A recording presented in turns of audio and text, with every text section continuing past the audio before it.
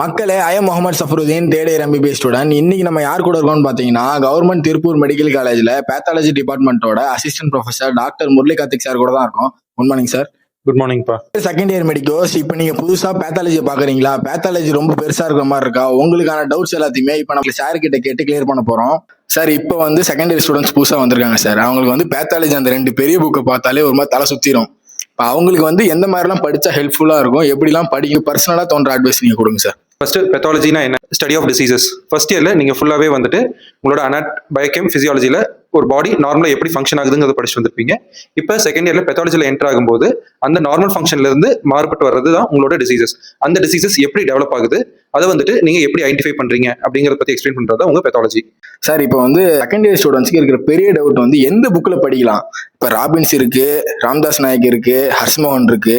நீங்க பர்சனலா எந்த புக் ரெக்கமெண்ட் பண்ணுவீங்க sir? Personally Robbins is the best book. And textbook wisely வந்துட்டு உங்களுக்கு ஸ்டாண்டர்ட் டெக்ஸ்ட் புக்ங்கிறது உங்களோட ராபின்ஸ் தான்.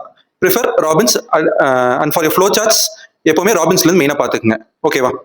இப்போ உங்களுக்கு அது ராபின்ஸோட லாங்குவேஜ் உங்களுக்கு டிஃபிகல்ட்டா இருக்குது அப்படின்னா you can go for Harsh Mohan or Ramdas Nayak. எந்த புக்குமே கம்மி கிடையாது.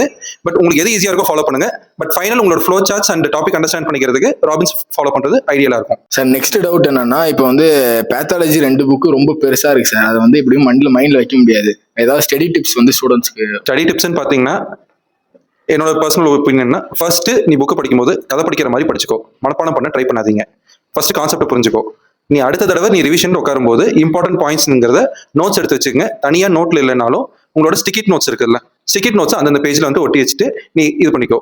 எக்ஸாம் டைம்ல ப்ரிப்பேர் பண்ணும்போது ஃபர்ஸ்ட் அந்த ஸ்டிக்கி நோட்ஸை நீ பாரு.